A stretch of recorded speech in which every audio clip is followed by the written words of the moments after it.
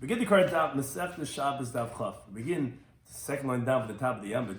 We begin the Gemara's discussion from the previous Mishnah. Our shares co-sponsor Bekazach and Cheskel, Torah Anytime and Daf Chaim. Thank everyone who's joining us on Zoom, live and recorded.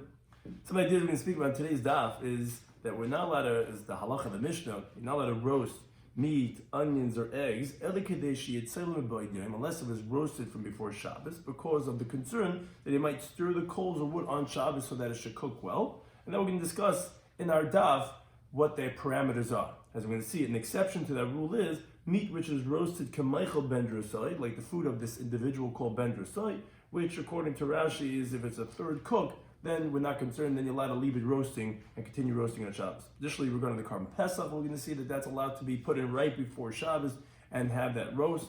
Additionally, an exception is the fire that burned in the base Hamoikid, which was in the Azar of the base of Mikdash, that although generally fire has to be fully consumed before it starts Shabbos, but an exception is in the base Hamoikid. Additionally, regarding a bonfire, there might be certain situations regarding where you're also allowed to get it started right before Shabbos, and we're not concerned you can destroy it on Shabbos.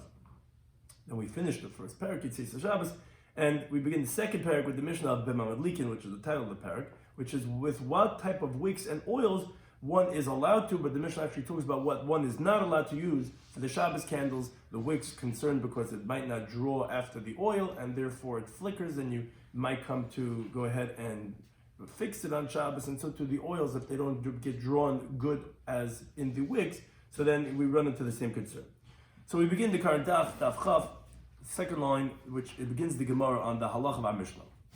We said in the Mishnah, the opening halacha, like we said, now that a roast, the meat, the onions, the eggs, only if it's roasted from before Shabbos. Says the Gemara B'kama. Now, how much does it have to be roasted that it's considered roasted from before Shabbos, that you can leave it roasting on Shabbos? So this halacha l'mais is kadesh yitzayla mi'ba'id. It has to be enough that's roasted from before day, meaning when it's still Friday afternoon. Kameichel ben drusai, like the food of ben drusai. Now ben drusai was a bandit, he was a robber, and he was on the run always, so he couldn't cook a leisurely meal. He would cook it, a third of it, that was considered sufficiently cooked. And the Rambam is famous that he disagrees with Rashi, it's half, and they're both brought in halacha, but that is a third of the food cooked. That's already considered cooked, that then you can leave it. We're not considered that you're going to stir the coals, because that's already considered enough cooked, and you're not going to stir the coals. Ibn Ami, so we learned this halacha, that Michael ben Drusai, the food of this individual ben Drusai, that's already considered sufficiently cooked. We find in the similar the concept in a different context. Amar Avasim Rabbi Yechon, and this is also halacha l'maisa. Kol shu, whatever is cooked by a Jew, Michael ben Drusai, already what we call a third cook. So ain boy, so this doesn't have a problem of when you finish it off, mishum bishuli nachim. If let's say a non-Jew goes and he finished off the cooking, now generally that's a problem about bishul akim. Now a non-Jew is not allowed to cook food for a Jew because of concern of the social mingling, which could bring to inappropriate things. But if let's say it's already was cooked a third by a Jew, now if the non-Jew is going to cook it, it's already too late. It's already considered cooked because it's already third cooked of Michael ben Drusai, and therefore there's no problem bishul akim. And so to tiny lit in the brisa. Chanan Yoimer, he says, Kol shuka Michael ben Drusai, whatever is cooked, like the amount of what's this ben Drusai, which again we said is a machlekes Rashi and the Rambam. Rashi, it's a third cooked. Rambam, it means a half cooked. So then, mutula shaysegal bekira, allowed to leave it on the oven. The afapi she'ain grufa, even though you didn't shovel out the coals or ketuma, or what's called ketuma means ashes, or sprinkle ashes on top of the fire, so that actually decreases the heat. So that obviously is a reminder that you're not going to increase the heat on Shabbos. So generally, that's what's called in the blech. A blech functions in the similar concept as grufa ketuma. That's generally what it's called. Is that it's like katum, it's like putting ashes on, because what it does is it decreases the heat. If I'm decreasing the heat, I'm not going to go and increase the heat. That's the purpose. That's the halacha concept of a blech. It's also a reminder, like, hey, what's this doing over here? Oh, it's Shabbos. I'm now allowed to go ahead and stir the coals and increase the heat. So generally, if you have something that's not fully cooked on the oven, you have to have a blech. You have to have grufa ketuma. So it's saying if it's already cooked Michael ben Drusai, so then we're not concerned that you're going to go ahead and cook it more on Shabbos, or if it's cooking by itself anymore, because you're not going to come to stir the coals. Why not? Because you have this. You have it already cooked, and therefore I'm not going to have to go ahead and make it. It's already cooked. I'm not going to have to try to stir the coals to try to heat it up. So that's the halachic answer of the Mishnah, which says it has to be roasted from before Shabbos. How much is that? That is the amount of Ma'acha ben Desai. Now we continue the next halacha of the Mishnah. That said, you're not allowed to put in bread into the oven on late Friday afternoon until it's karmu paneha, unless the outer surface of the dough has already crusted. That was the Tanna Kama. Rabbi Lazar said that achi kamer tachten, until the lower part of the bread is already hardened. So now we boil the following question. Tachten, when Rabbi Eliezer says the bottom part has to be hardened, what does he mean by bottom? Heich de gabe tanner. Does he mean the bottom part that's facing the oven? Meaning, in Talmudic times, what they used to do is they didn't have like our oven with the inserts. They would just throw, as you can see in the picture, slabs of dough on the oven walls all around. So therefore, that's the Gemara's question of Eliezer. When he says that the tachten, the bottom part, has to become hardened, does he mean the bottom, meaning the part that's stuck to the oven wall, that part has to become crusted? Maybe when he says the bottom part, it means the bottom part means that vertically, the part that's facing towards the bottom, towards the cavity of the oven, towards the fire, that's the part that has to be hardened. What does it mean by tachten? So Tashma says the Gemara, that's being arrived from a brisa. With Rabbi Eliezer, he says, which actually is the halacha l'maisa, has to be that the part of the dough that's the bottom, meaning the bottom of it, which is stuck onto the oven wall, that part of the dough has to be crusted. Which, as Rashi points out, that's a stringency. Because the part facing, like the Tanna Kama, and Tais explains that whichever one Rabbi Eliezer is, the other interpretation is the Tanna Kama. According to this version, Rabbi Eliezer is the most stringent, because the Tanna Kama, when you have the fire of the oven, this is the part that's going to get crusted first. Put your bread in the toaster, you'll see if what's facing the fire is going to get toasted first. This that's stuck onto the oven wall is going to take a little bit longer. So therefore, this is a more stringent interpretation, and that's the halacha l'maisa, that you have to have even the other part has already crusted from the dough, and the Tanna Kama is the more lenient interpretation. We continue. We said in the Mishnah some exceptions to the rule. Though we said you're not allowed to put something to cook or to bake or to get on fire unless the majority of it has or certain qualifications is already cooked from the thing, but Mishal Shanas Pesach, we said that right before it gets dark on Friday afternoon, you're allowed to go ahead and put in the carbon Pesach into the oven so it could cook, so you could eat that night. If let's say Pesach is on Shabbos, to eat the carbon Pesach Friday night, you're allowed to go and to put into roast right before Shabbos. So it's like, my time, what's the reason? Didn't you tell me, ain't telling boss, you opened up the Mishnah, saying you're not allowed to roast meat unless it's at least cooked Kamei Chabad your site. Says the Gemara, Mishum the Bnei Chabur is reasoning. Because the people of the group of the Korban Pesach, they're conscientious, which each one is going to remind the other that what's the appropriate or inappropriate thing to do, and therefore the people are not going to come to stir the coals. Says the Gemara, wait a second. Are you telling me that if not for the fact that the Bnei Chabur is reasoning, and they're going to remind each other, then they actually would be forbidden to put the Korban Pesach in right before it becomes Shabbos? But the problem is, we said on Daf Yomi, Gadya, when we speak about a kid goat, we said Bein Sharik where the oven is sealed, Bein Loi Sharik where the oven is not sealed. You said Shaperdam, you said it's okay to put it in even though it's not fully cooked. Now we said, why is that? We said because since it's a kid goat, it's very tender meat. You're not going to open up the oven because it's going to get ruined. The thing is, a carbon Pesach also has to be a kid goat or an animal, at least in Ben Shana, has to be a young, tender meat. It has to be within the first year. So therefore, why are you saying because Bnei Chabur's reason name, that's why you're allowed to put in? You're allowed to put in even without Bnei's reason name, because no one's going to open up the oven because it's going to ruin the meat. Says Gemara, no, it's different. Hassam over there was talking about mintach. That was talking about where the meat, which as generally when you roast meat, was cut up into pieces. So if you can open up the oven, and the draft is going to come in, and it's going to be harmful for the meat, that's why it's mutter. Hachan, this is the halacha l'maisa, by the carbon pesach, meaning if you have a full animal itself that you're roasting, loy mintach, it's not cut up. It's the way the carbon pesach was, is the pasuk in Shmoisi Beis, al reishay b'al kirboy. You have to have a full animal, and then you put certain parts on the head with the intestines. Now, if you're going to open up the oven with the carbon pesach, the wind is not going to be harmful because it's not going to ruin it. When you have very tender meat, some draft is going to ruin it, but that's if it's cut into pieces. Carbon pesach is one big animal, so therefore actually, if there were nuts reason, then actually it would be usher because the wind would not ruin it, and therefore one might come to open up the oven to go ahead and stoke the coals. Therefore, we have to say that the reason why it's permitted by the Korban Pesach is because B'nei Chabur is reasoning.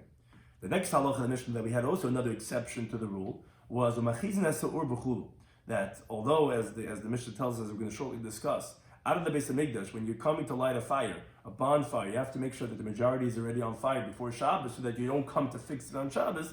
But in the Beis Hamikdash, in the Beis HaMoikid, which was an area in the Zara of the Beis Hamikdash, then you're allowed to go ahead and light it right before Shabbos, and it's okay. Says Gemara, where do we know this from? That it's permitted in the Beis HaMoikid to light the fire right before Shabbos. So when he says it's actually a pasuk in Shemais. Why? The pasuk says, "Lo yisavara eish," don't kindle a fire b'chomesh v'seichem in all your dwellings. What's the inference? B'chomesh v'seichem yatmaver, in your dwellings where you live privately, there you're not allowed to kindle a fire. Allowed to maver b'maduras Beis HaMoikid, be allowed to kindle a fire in the pyre of the chamber of the fire, which was in the Beis Hamikdash. That's not b'chomesh v'seichem. That's Hashem's Moshe. That has to Gemara. That's the source of that you're allowed to light a fire right before Shabbos. But Maskler of Chizzi, if that's the case, if it's based on this pasuk, I feel the Shabbos Nami. What do you mean? That would mean even on Shabbos you're allowed to fire in the Beis Hamikdash. You're telling me that you're allowed to light right before Shabbos. But based on this pasuk, it's telling you you're just not allowed to light a fire out of the Beis Hamikdash. But in the Beis Hamikdash you're allowed to light even on Shabbos itself. So why are you saying this is the source that you're allowed to light right before Shabbos? So Elam Rav Chizzi says you're right. No, Karaki Asa. When do we have this pasuk? Is actually Lamishri Varma Padar Mudas. It's coming to teach a totally different halacha. It's coming to admit the limbs and the fats of the carbon that was brought on Erev Shabbos, which you had the Friday carbon tamid. So what happens is on the day is when you slaughter and you throw the blood and you do all the avodas, and then the night time is when you sacrifice on the mizbeach all the fats and the limbs. So as Taisa explains, although actually you're not allowed to bring a weekday carbon on Shabbos, but if let's say the limbs and the fats had already, the fires of the mizbeach had already taken hold of the fats and the limbs, so then it's considered already what's called lachmesh al mizbeach, and then it's allowed to go ahead and burn on the mizbeach the whole night of Shabbos. And that we're learning out from Lisavar Yesh B'chomesh V'seichem, that only out of the Beis Hamikdash you're not allowed to have the fire burning. But in the Beis Hamikdash, you're allowed to go ahead and burn and go ahead and sacrifice, meaning you burn the fats and the limbs of Friday's carbon the whole night of Friday night. But regarding the fire of the Beis HaMoikid, which is not a what's called tzaref gevaya, it's not for the purpose of serving Hashem, because that you're allowed to do on Shabbos, malachas, rather it's for the kahanim. It's just that they shouldn't get cold. So actually, from that pasuk, it's actually not permitted for them to make a fire on Shabbos. So then why are you allowed to light right before Shabbos? Didn't you say you're not allowed to light a fire right before Shabbos because you might come to stir the coals? Well, the reason why you didn't make the gzir is actually exactly like the previous halacha of Misha'as Shlenes HaPesach. We said, why is it permitted right before Shabbos? Because there's reasoning. Here also is because of a Kahanim's reasoning. Because the Kahanim, they're very conscientious too. They're all B'nai Torah, they're afraid of doing sin, and they're going to recall, and they're not going to come to stir the coals once it becomes dark time. So it has nothing to do with the pasuk. What is a permission regarding karbanis. That you're allowed to do. You're allowed to bring a carbon, do all malachas on Shabbos. But regarding the Beis HaMoiked, that you're not allowed to do on Shabbos. And the reason why you're allowed to do right before Shabbos is because there's reasoning. Now, we say the Begvulin, but in the boundaries, meaning beyond the Beis HaMikdash, then we said, then if you're going to light a bonfire, it has to be that the majority has been on fire from before Shabbos. Says, my Reuben, what does it mean, the majority? So we have Machlokes. Amar Rav, he says, Roiv kol echad v'echad. He says you have to have the majority of every single piece of wood. And in other words, what he's coming to say is, don't say that once the majority of the woods have a majority of it on fire, that's enough. No, he says every single piece of wood in the bonfire, the majority of that piece of wood has to have already caught on fire for it to be considered a valid bonfire for going into Shabbos. Ushmul Amar, he says no, Kadesh lo yomru, that they shouldn't say, in other words, that they don't have to say, Havi eitz, and bring small twigs, and let's put underneath the bonfire so that you're really fired up, as when people make a bonfire, make no kumzitz, you see, that's not really good enough. Hey, bring some twigs, let's put under.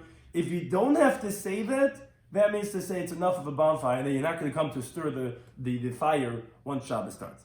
So the Gemara says that Tani Rav Chia taught a brisa, a perek b'mem Likin, in the next perek, l'siyu l'shmul, that support Shmuel, which is that brisa in the context of the menorah in the Beis Hamikdash, which the pasuk says the kohen had to light it lahalis ner tamid, to elevate the candle constantly, because it had to be lit every single day. So what does it mean lahalis? So the brisa says, as this is actually a halacha, because it's related to the laws of Shabbos too, it has to be that the flame is going to go up on its own, Meaning he has to light enough that it's going to go up on its own. Not that the flame has to go up with the assistance of something else. So we see that is considered a hadlaka, which as Tais explains, obviously in a place where we want that the candle should not go out, which is on Shabbos, because if it goes out, you might come to fix it. And also in the base of English, when the Kohen lit the menorah, we obviously didn't want it to go out. We see that it's sufficient for the flame to go up by itself. In other words, and you don't have to have that the majority of the wick has to be on flame from before Shabbos or from before when he's doing the avodah in base of English. It's enough as long as it'll continue going up.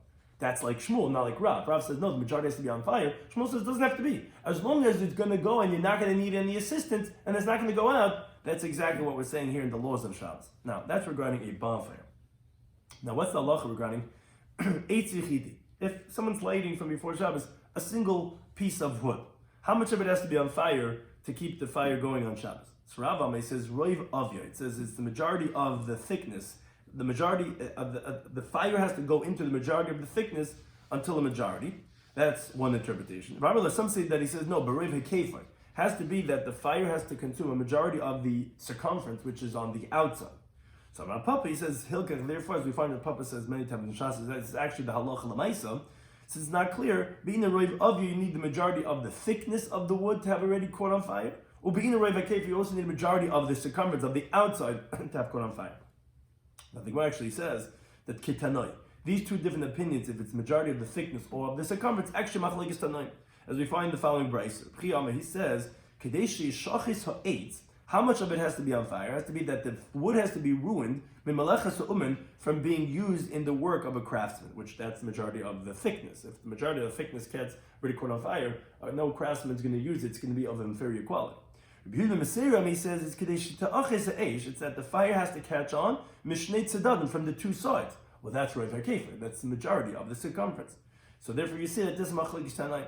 Now it says Rabbi Yehuda Meseira, even though there's no complete proof to my opinion that it has to be on both sides, and that's considered that the fire is already caught on. But zeichel davar, a sign for this, where that yes, once the two sides have caught on the fire, it's going to continue burning, and again, like we said, that's going to be sufficient, is a pasuk in Yecheskel, where although actually it seems like the pasuk is explicit, but the Mefarshim explained that it's only a mashal, and therefore it's not a ra'il davar, but it's at least a zeichel davar, which the pasuk says, referring to the Jewish people, as shnei ketzeisa, its two ends, achlo ha'esh, the fire consumed.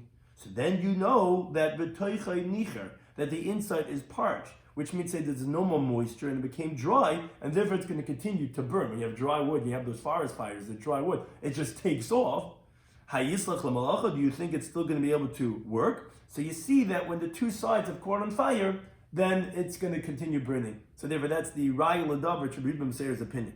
Now, one thing Tais actually points out, what do you mean? The end of this pasuk, Yislach l'malacha, actually sounds like the other interpretation, that if it's destroyed from the work of a craftsman.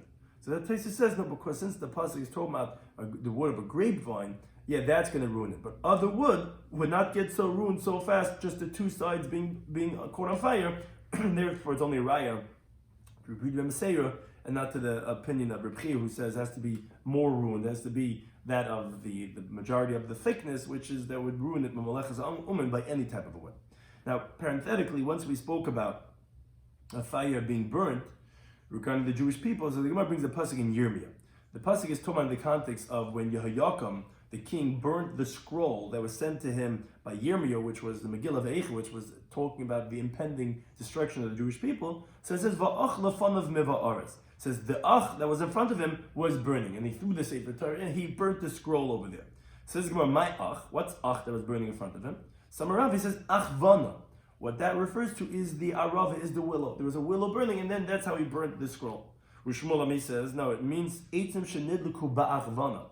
There was woods that were burning together in brotherhood, meaning to say that each wood was burning from the other one. The small one was burning the large one, and that's how it was making the fire. So ach could either mean achvana, which means the willow, or achvana from the term of brotherhood, meaning there were many woods together. The Gemara actually brings that Ahud Amalahu, there was a certain person that was calling out, Man boy achvana, who wants achvana? And the shtakef arvasa, it turned out what he was trying to get to sell was the willow, and therefore that would support the interpretation that says that the ach was achvana, which refers to the willow that was burning in front of him. Now we go back to the previous discussion regarding the types of fires that you could start burning from before Shabbos, if the majority of it has to be on fire from beforehand or not. Sometimes when he says konim, reeds, which are very flammable, ain't tzrichin roiv. They don't need that the majority of it has to be on fire from before Shabbos to light it. Rather, what you could do is you could just start the fire and then you could let it burn on Shabbos. The reason for that is because they don't extinguish so quickly. They're very flammable. They continue burning. So you just could start the fire. You don't have to have a majority and you could leave it burning on Shabbos. Now, but Ogdan, if they were tied together, then tzricha, then actually you do need to make sure a majority of it was lit from before Shabbos. The reason for that is because when you tie something together, the oxygen can't get in to continue burning, and it's going to get choked. So therefore, if it's tied together, then you have to make sure the majority of it is on fire from before Shabbos. So to Garinan, regarding the pits of dates, if you make a bonfire from the dried pits, so ein tzrichin roiv. So then you don't need to have a majority, because again they're also going to burn very quickly. But nosim b'chesalis. But if you put it into baskets that are made out of palm fronds, and you put the whole vessel full of the date pits into the bonfire, then tzrichin roiv, then you do need to have a majority. The reason for that is because since the date pits are so tight together when they're in the basket, so again the flame cannot go in there, and therefore then it would need a majority of it to be on fire from before Shabbos. That's the opinion of Rav Huna. But Maskeh Rav Chizda actually asks this as Adrabah, to the contrary. He says, Ipchum Estar, but logic would dictate the opposite. Kanim, if you're burning reeds, so Mavadrim, what happens is that they're very flimsy. So the wind is going to blow them in either way, and when one of the reeds are going to extinguish, because already burnt it up, it's not going to have the other reed to go ahead and catch on fire, because they're scattered all over the place. So therefore, actually, if they're not bound together, then you do need to have a majority. Because if not, you're just going to light one, okay, and then it's going to miss the other ones, and then it's just going to go out. And you're going to come to move them together. But Agdan, if they are bound together, then loy mavadrim, then they're not going to scatter. And then you don't need a majority, because they're actually very flammable. And then the oils actually then, it would be sufficient without lighting the majority, if they are tied together. So to Garinan, regarding the date pits, mevadrim, if you just light the date pits just by themselves, so they're scattered, so it's not going to catch on one to the other, then you need a majority to be on fire. But if you put the date pits in the basket, so they're not going to be scattered, they're going to be all together, and then you don't need that majority. You light one, they're going to be flammable, and then they're all going to burn up. Itmar Nami, and the Girsa actually is to take out the word Nami, because this third opinion actually is half like Rav Huna and half like Rav Chizda, as a continuum at base. Amar Rav Kahana says, partially like both of them. It says, Kanim sha'ogdan, regarding reeds that were tied together, so trichim roiv, then you need a majority. So that's like Rav Huna, because he says that the fire's not going to go in when they're bound together, it's going to get choked, so then you need the majority. So too, he says, lo yogdan, if it was not tied together, then ain't trichim roiv, then you don't need a majority, meaning he's like Rav Huna, he's not bothered by Rav Chiz's question. Why isn't he bothered that they're going to be scattered? Because the reeds are very long and very heavy. So they're just going to sit there, and actually they will catch on one from the other. And therefore he holds in this by regarding reeds like Rav Huna. But by Garinan, he holds like Rav Chizda. He says regarding the date pits, tzrichin Rav, you do need a majority. And thus the mechisal, so if you put in baskets, ain't tzrichin Rav, then you don't need a majority. That's like Rav Chizda, because he says that they're very easily flammable.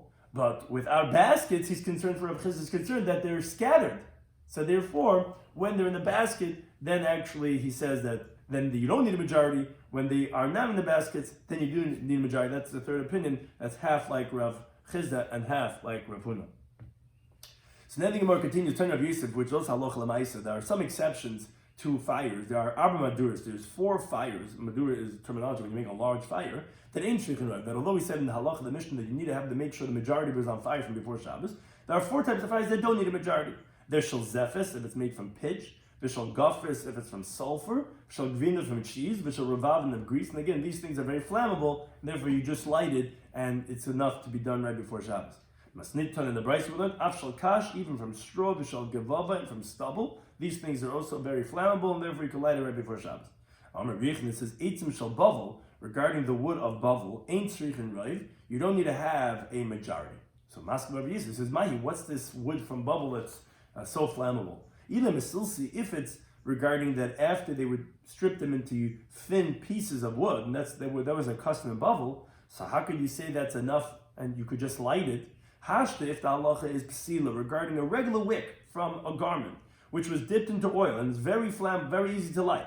Ula says the Allah is hamalig. If someone's lighting the candles of Shabbos, you have to light and make sure the majority of the wick that comes out of the candle, out of the lamp, has to be lit from before Shabbos. So these thin strips of wood, you think that's any better? Why would you say that you don't have to have the majority of it lit from before Shabbos? So Rabbi says, no, what do we mean these eitzim shababel don't need a majority? It's referring to sheicha de arza.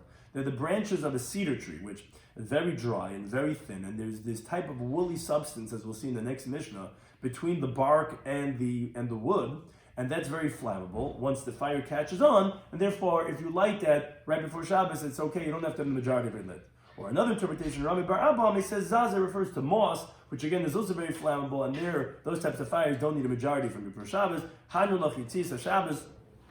We shall return to you the first parak of Masechet Shabbos, parak Yitzis Shabbos, which is the title of the parak was, started off primarily talking about Yitzis regarding the law of the Malach of Hitzah, and then that went into the laws of Erev Shabbos, because like we explained from Taisus, the reason why this Masechet is actually going through the order of Erev Shabbos and then the laws of Shabbos going in that order. We started off with Hitzah because that was necessary for one of the laws of Erev Shabbos regarding that you shouldn't walk out with your tailor pin in your jacket because you might come to forget. So that's discussed the laws of Erev Shabbos. And then we continue now with the second parak of Masechet Shabbos, parak Bamem Adlikin, which continues really on this theme of the laws of Erev Shabbos, because there's a pasuk in Yeshaya that says V'karas l'Shabbos einig l'kadesh Hashem mechubed, which that tells us regarding Shabbos there's two dinim of Kavod Shabbos and Einig Shabbos. And one of those obligations is the laws of lighting the Ner of Shabbos, which also has Shalom Bayis to it, where that's also on Erev Shabbos, because you light the candles on Erev Shabbos. So we continue with the second parak called Parak B'Mem Adlikin, regarding with what could you light, which means to say to make a wick out of it. And the reason for that is, as we'll see in the Gemara, is because you need to have materials that will hold the flame. The reason for that is because we don't want shlayata, we don't want that you're going to tilt it so that it could go ahead and hold on to the flames that it should catch on.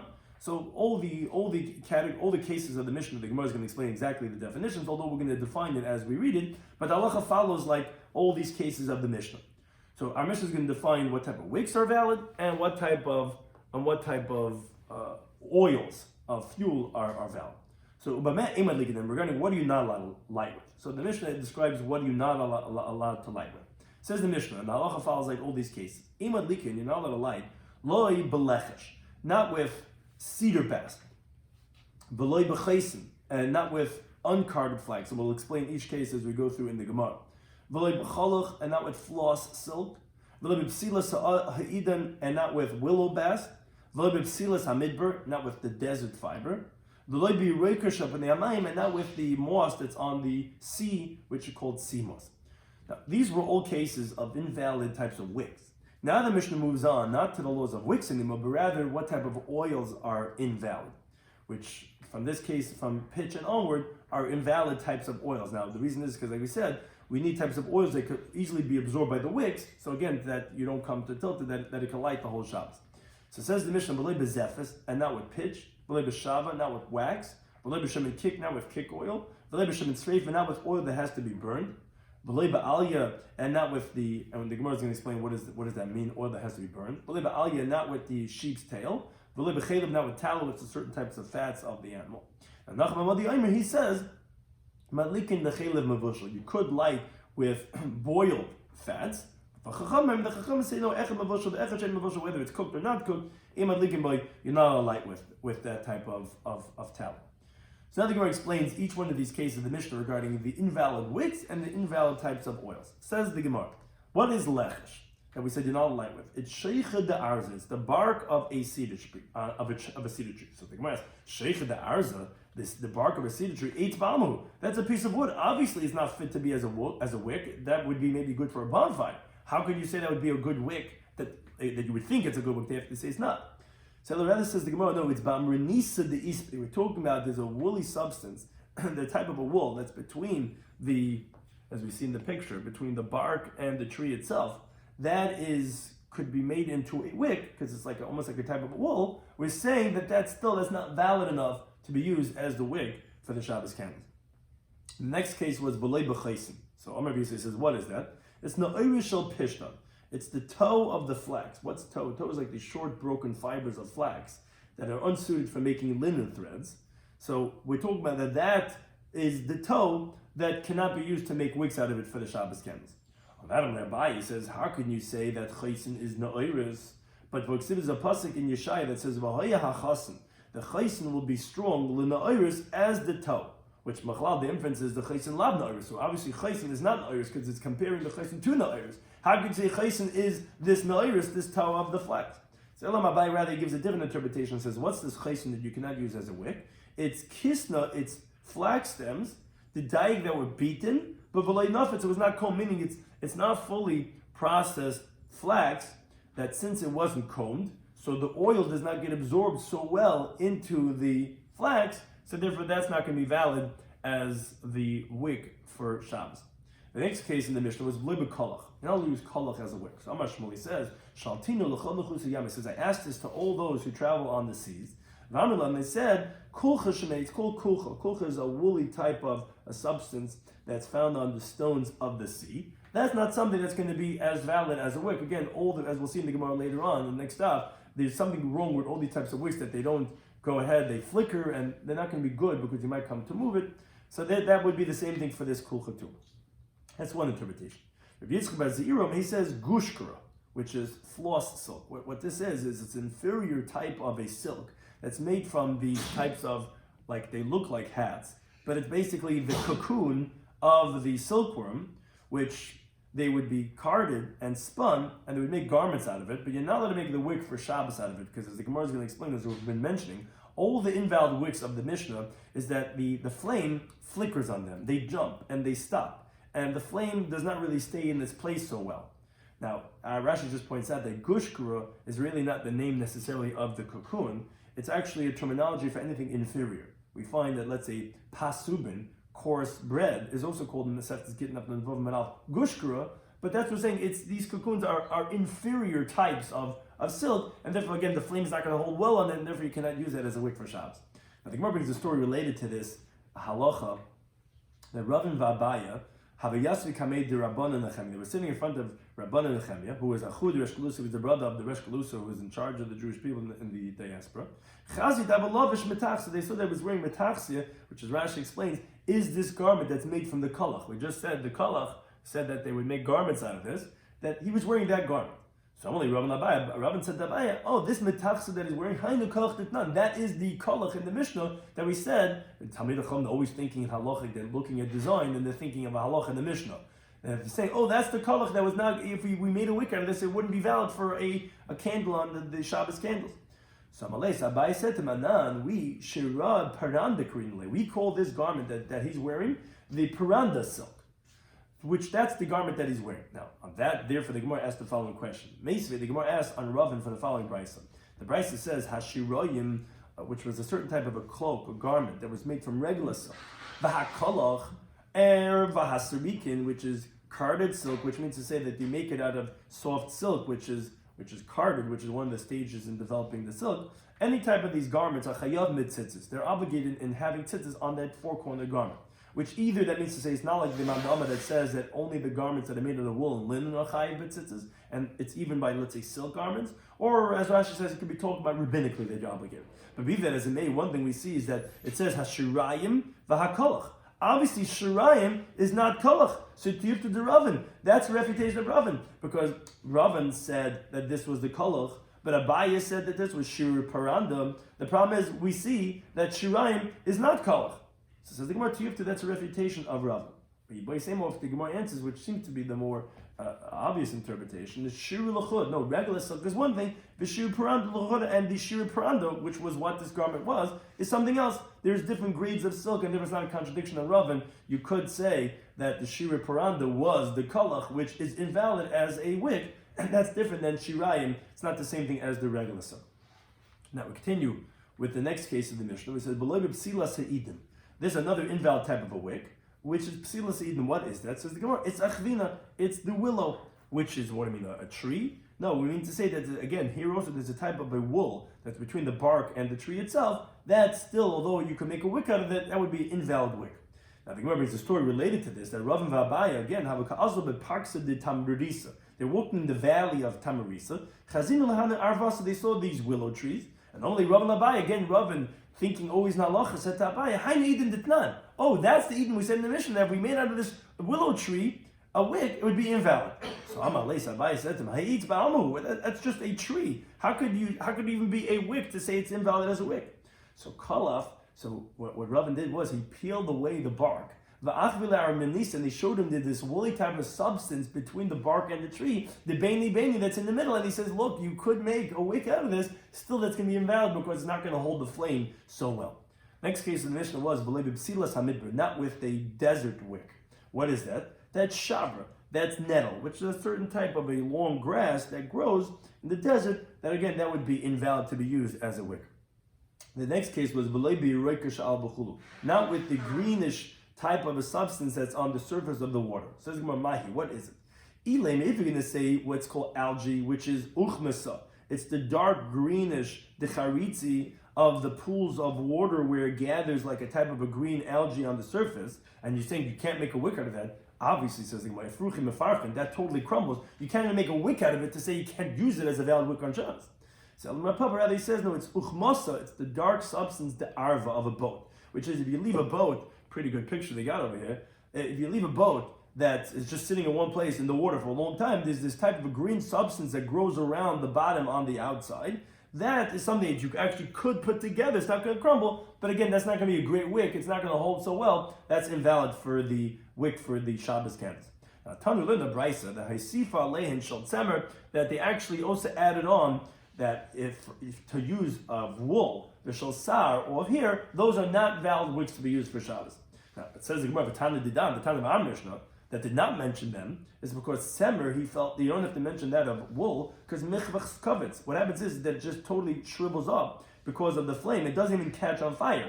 It's not like you could light a fire and it's not going to burn well. You don't have to say it because it just shrivels up and it doesn't even burn. And so too, Sar, by here, is it just burns. So by wool, let's say it curls up. By here, it just totally burns up and it doesn't hold any flame to it. Therefore, the time of Mishnah held it wasn't necessary to say. Now, then the Mishnah said, V'loi b'zefis. Then it spoke about the invalid types of oils. We said you're not allowed to use zefis. So what's zefis? So that zifsa, that is pitch, which is melted tar, and shavi, and I'll use wax, which is kerusa, which is wax. Now, Tanu in the Brisa, as we already explained the halacha of the Mishnah, ad kan, meaning up until the green that grows on the surface of the water, which is set on the boat, that was psul pasilas. Those were invalid types of wicks. From here on in the Mishnah are talking about psul shemanim, talking about the invalid types of oils, meaning that you now put a piece of wax or tar, melted tar, in the lamp instead of oil. You're not allowed to use those as oils. So it says the Gemara Pshita. Obviously, we could tell that those are types of oils, and the first type was talking about wicks. Why do you have to say it? It says Gemara Shave Istrachle. No, it's necessary because of the case of the wax, because there is a custom that people do. They make a long wick out of wax, and they put the wick inside, so you're really using it as a candle, not as a fuel. Actually, as Rashi says, as we do, which many people have those wax candles, that you have to say, well, you say that you're not allowed to use wax. Also, it's forbidden to use it as a candle, not just as an oil. Kamashma, that's what to tell you. No, wax cannot be as the oil, as the fuel, and then have a candle inside of that. But to use the wax as the candle itself, that actually is valid. That we have to tell you that is valid. Now, related to this, the finding of what the elements are, so Amar Rami Bar Rabban, he says, Hatrana is pesulta de zifsa, it's the residue of the pitch, which is, what happens is when you, after the zephys comes out from the wood, so it drips out through a fire, the inferior part is liquidy like oil, that's called itron, that's the residue of the pitch, that's called itron, and shava, and what's wax, that's pesulta de dubsha, that's the residue of honey, which you have from the honeycombs, that's the residue is wax. So the Gemara continues and finishes off on the top of the chafal from Manav, l'maynaf, what's the halachic relevancy of telling me this? It's lamekech amemcha for buying and selling, which if someone says, he stipulates he's going to sell him shava, he could give him the residue of the honey, which Tracy just points out that it was obvious to the Gemara that people knew what shava and itron was. Therefore, we're asking lamay nafkamina, why are you telling me this? Must be for lamekech amemcha that he could give him the inferior part. It's the residue. He doesn't have to go ahead and fix it before he gives it to him. But in contrast, all the other cases we said before in the Mishnah of Lechesh and we said it's Sheikh Da'arz, we don't have to say Lamay Nafkamina. No, we had to tell you what it actually is. Here we until many times they knew what it was, so therefore the Gemara says Lamay Nafkamina, it must be that it's for, this is just regarding the end of the Mishnah, that it must have been for the halacha of memcha, the buying and selling. Some of this we spoke about in today's daf, in Shabbos Daf Chaf, was that we began explaining the halacha of the Mishnah of that you're not allowed to roast something before Shabbos unless it's roasted from before Shabbos. It says how much is roasted. So the Gemara explained it's Kameichel Ben Drusai, this bandit, Ben Drusai, he was always on the run. He just made it just enough cooked, which as Rashi explains is a third cooked, therefore that's considered cooked, and then we're not concerned you're going to come to be mechata because it's already cooked. You're not concerned from mechata. So we said regarding bishul akam, if a Jew cooked it already, a third cooked, it's already considered cooked. The non-Jew cooking is not considered cooking it. And also we said regarding the laws of shehiyah, which is regarding leaving something on the fire from before Shabbos, you don't need gufa ketuna, you don't need a blech, because it's already considered cooked from before Shabbos. You're not concerned you're going to come to stoke the coals. Then the next halacha of the Mishnah was, you don't put bread unless it's karmu paneha, unless the surface of the bread, which is the first part of the dough to get baked, unless that gets crusted. Now Rabbi Eliezer disagreed. He says it has to be tachta. On that, the Gemara's question was, which bottom? Is it the bottom that's facing the oven, or is it the bottom that's facing the fire? Because in Talmudic times they would put the slab of dough on the oven wall. So the Gemara actually comes out that it's the more stringent interpretation, that of the oven, which because the part of the fire actually gets crusted first, and Rabbi Eliezer holds that it has to be, which is the halacha, that even the one that's on the oven wall has to be crusted too. Then we spoke about actually different kulos, although we said generally something has to be already caught on fire from before Shabbos. We said, based on the concept of Zrizenhain, that they're conscientious, this can be permitted even if you don't have those qualifications. One of them was that you're allowed to lower down the korban pesach into the oven from before Shabbos. And we're saying that why we have to say it's because of Zrizenhain is because loy mintach.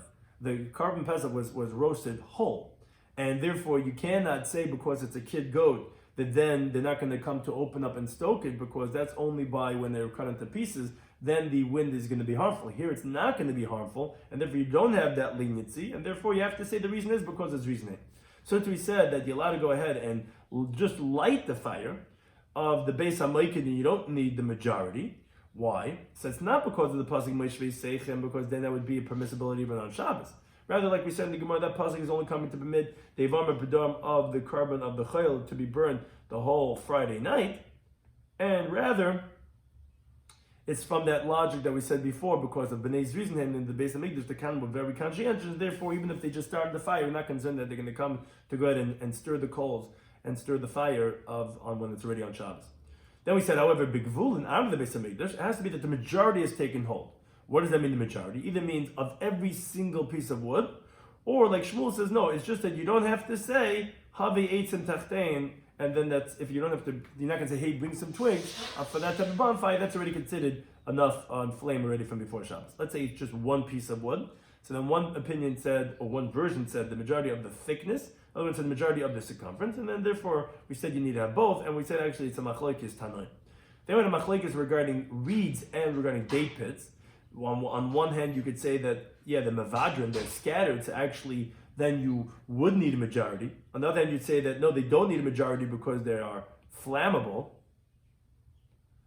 And on the other hand, you could say that even if you say that they scatter, but then you could say maybe reeds are different, that was the third opinion, than date pits because they're heavy. So they're not going to scatter, but maybe the date pits would scatter. And then we had regarding, let's say, if they're bound together, then you could say on the one hand that they don't need a majority because now they're not going to be scattered. On the other hand, you said, no, maybe they do need a majority because actually now the flame's not going to get in. There's no oxygen. So those were the three different opinions we had regarding what needs the majority and what type of a case. Then we spoke about four types of fires and other cases that do not need the majority because they're flammable. They're going to continue burning all the way through Shabbos.